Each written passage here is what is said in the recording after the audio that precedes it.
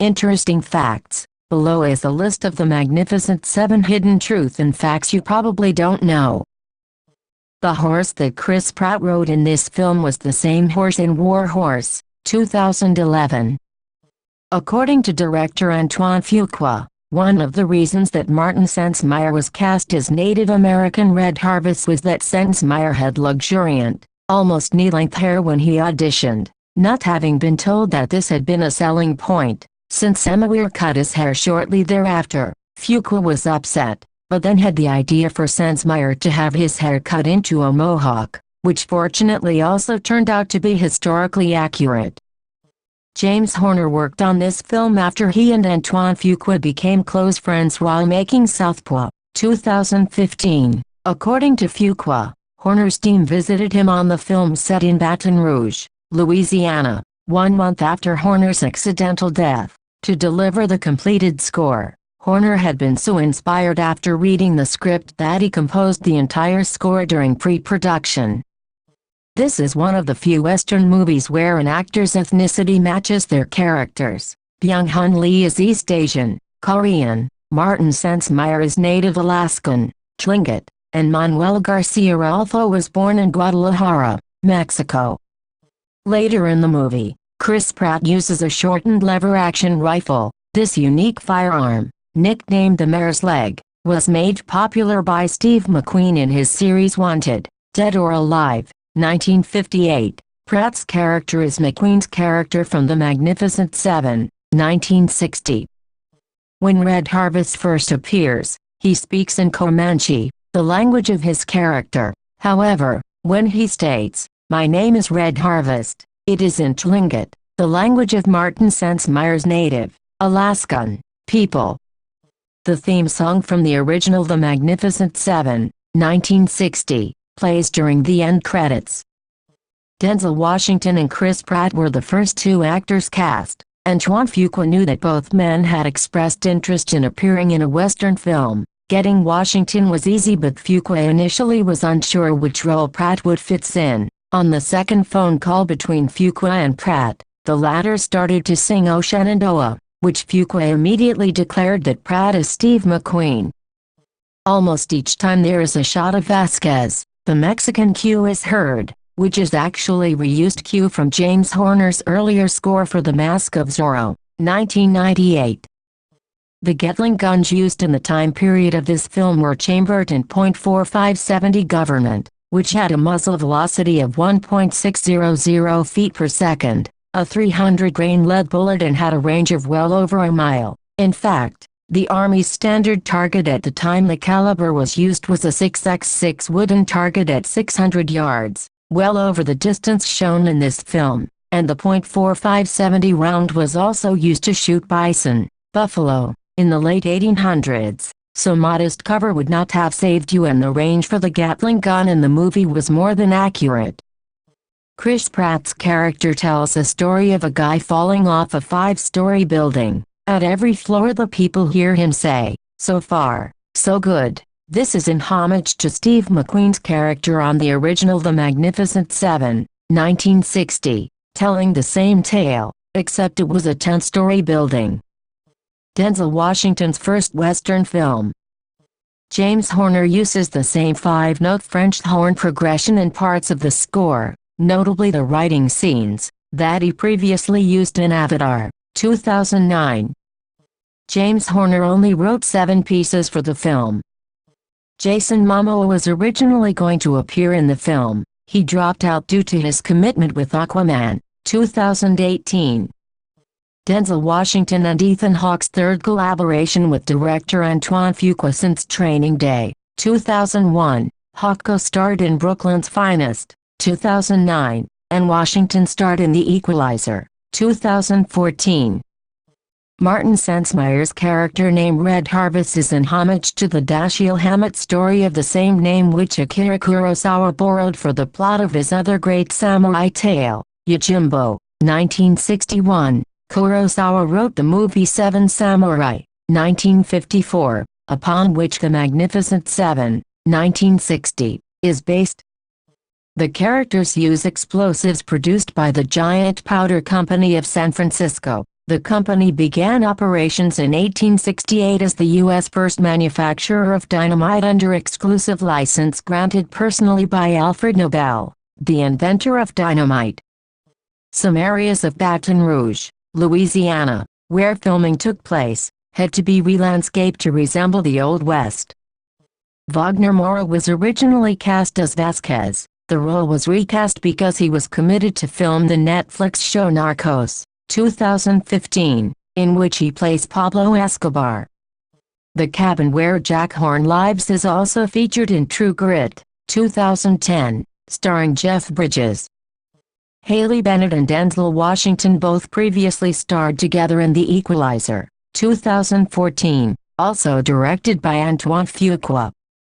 Walter Mirisch was one of the most successful independent film producers in Hollywood in the 1960s. He worked alongside Yul Brynner, producer Lou Morheim, director John Sturges and screenwriter Walter Newman to get Akira Kurosawa's Seven Samurai, 1954, remade in America. Many decades after its release, Mirisch still holds The Magnificent Seven, 1960, in high regard. Christian Bale was approached about a role. When Red Harvest said, "White man's food looks like dog food," the line was spoken in Tlingit but it did not match the translation. Leet Shaw, it means white woman. This is Chris Pratt's first Western. Robert Vaughn passed away several weeks after the film's U.S. release. Chris Pratt and Vincent D'Onofrio both starred in Jurassic World, 2015. Pratt played Owen and D'Onofrio played Hoskins. The location temperatures in Baton Rouge, Louisiana, rose as high as 124 degrees Fahrenheit on some occasions. On March 29, 2015, Metro-Goldwyn-Mayer set release for January 13, 2017. In August 2015, Sony Pictures Entertainment moved the release to September 23, 2016. The final screenwriting credits lists Nick Pizzolatto and Richard Wenk as the credited writers. John Lee Hancock rewrote Pizzolatto's script substantially but was denied a writing credit by the WGA. Chris Pratt appears in Guardians of the Galaxy Volume 2, 2017, as well as Kurt Russell, whose father, Bing Russell, appeared in The Magnificent Seven, 1960. Chris Pratt and Vincent D'Onofrio have both appeared in the Marvel Cinematic Universe, Pratt as Peter Quill Star-Lord, Guardians of the Galaxy, 2014, and D'Onofrio as Wilson Fisk Kingpin, Daredevil, 2015. Ethan Hawke and Vincent D'Onofrio previously starred together as brothers in The Newton Boys, 1998, Staten Island, 2009, Brooklyn's Finest, 2009, and Sinister, 2012. Walter Mirisch, the executive producer of this film, was also the producer of the film of which this is a remake, The Magnificent Seven, 1960. Tom Cruise was previously in talks to star. Kevin Costner, Morgan Freeman and Matt Damon were considered for parts. Chris Pratt's horse is named Jack, the same name as his son in real life.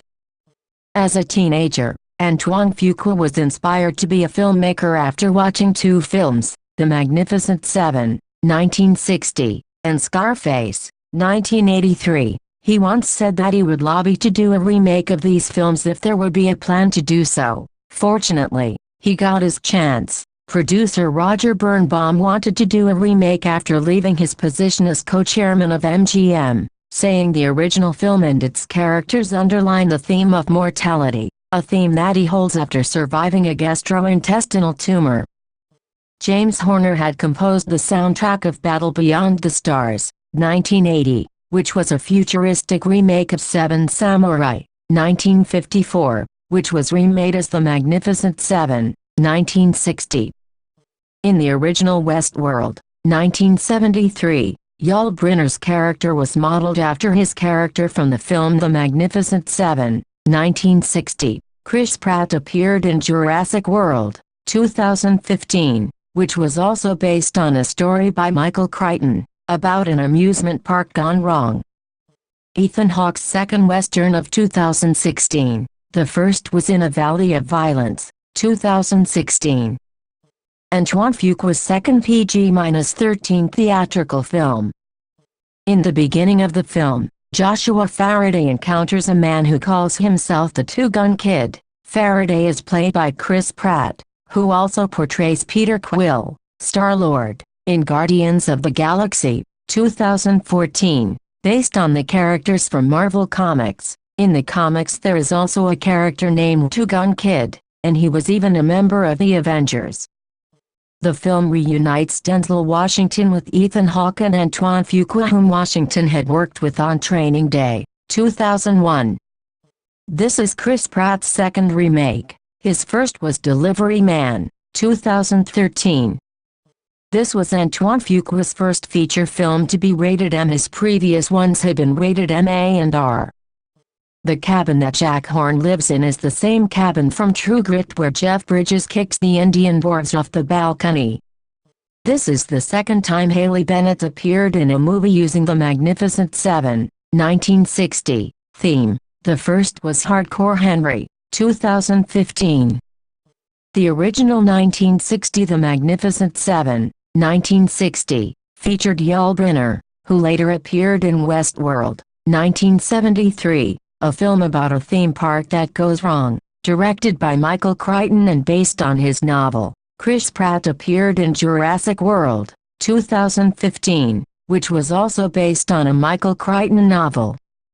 In some points in the movie, the names Comanche, Denali, and Cheyenne are mentioned. All of them are related to American trucks. Chevrolet Silverado is known as Cheyenne in some countries.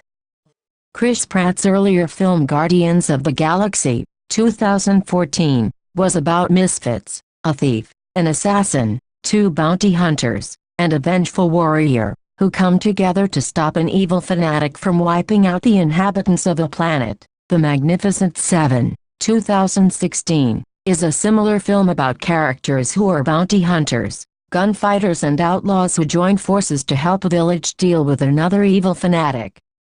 Robert Vaughn, who played Lee in the original film, The Magnificent Seven, 1960, was not offered a cameo role in the film. Out of 109 cast listed for the movie, only 9 are women. Spoilers.